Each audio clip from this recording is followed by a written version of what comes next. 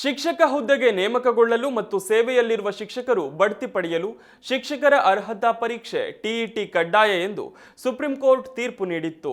ಇದರಿಂದ 16 ವರ್ಷಗಳಿಂದ ಶಿಕ್ಷಕರಾಗಿ ಸೇವೆ ಸಲ್ಲಿಸುತ್ತಿರುವವರು ಕೆಲಸ ಕಳೆದುಕೊಳ್ಳುವ ಭೀತಿಯಲ್ಲಿದ್ದರು. ಆದ್ರೀಗ ಅಂಥ ಲಕ್ಷಾಂತರ ಶಿಕ್ಷಕರಿಗೆ ಆಕಾಂಕ್ಷಿಗಳಿಗೆ ರಾಜ್ಯ ಸರ್ಕಾರ ಸಿಹಿ ಸುದ್ದಿ ನೀಡಿದೆ. 1 ರಿಂದ 5ನೇ ತರಗತಿವರೆಗಿನ ಪ್ರಾಥಮಿಕ ಶಾಲಾ ಶಿಕ್ಷಕರು ಆಯಾ ವಿಷಯಗಳಲ್ಲಿ ಪದವಿ ಹೊಂದಿದ್ದರೆ ಸಾಕು. 6 ಮತ್ತು 7ನೇ ತರಗತಿಗಳಿಗೆ ಪಾಠ ಮಾಡಬಹುದು ಎಂದು ಸರ್ಕಾರ ತೀರ್ಮಾನ ಕೈಗೊಂಡಿದೆ. ಟಿಇಟಿ ಪ್ರಮಾಣ ಪತ್ರ ಹೊಂದಿರಬೇಕೆಂಬ ಷರತ್ತನ್ನು ಕೈಬಿಟ್ಟು 6 ಮತ್ತು 7ನೇ ತರಗತಿಗಳಿಗೆ ಬೋಧಿಸಲು ಅವಕಾಶ ಆಗುವಂತೆ ಶಿಕ್ಷಕರಿಗೆ ವಿನಾಯಿತಿ ನೀಡಲಾಗಿದೆ. ಇದರಿಂದ ರಾಜ್ಯದಲ್ಲಿ 1.5 ಲಕ್ಷಕ್ಕಿಂತ ಅಧಿಕ ಶಿಕ್ಷಕರಿಗೆ ಅನುಕೂಲವಾಗಲಿದೆ.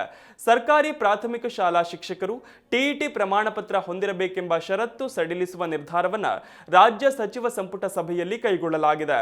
ಪ್ರಾಥಮಿಕ ಶಾಲಾ ಶಿಕ್ಷಕರು ಅಗತ್ಯ ವಿಷಯಗಳಲ್ಲಿ ಪದವಿ ಹೊಂದಿದ್ದಲ್ಲಿ 6 ಮತ್ತು 7ನೇ ತರಗತಿಗೆ ಬೋಧಿಸಲು ಅರ್ಹರಾಗಿರುತ್ತಾರೆ. ಇತ್ತೀಚೆಗೆ ಸುಪ್ರೀಂ ಕೋರ್ಟ್ ಪ್ರಾಥಮಿಕ ಶಾಲಾ ಶಿಕ್ಷಕರಿಗೆ ಟಿಇಟಿ ತೇರ್ಗಡೆಯಾಗುವುದು ಕಡ್ಡಾಯ ಎಂದು ಆದೇಶಿಸಿತ್ತು.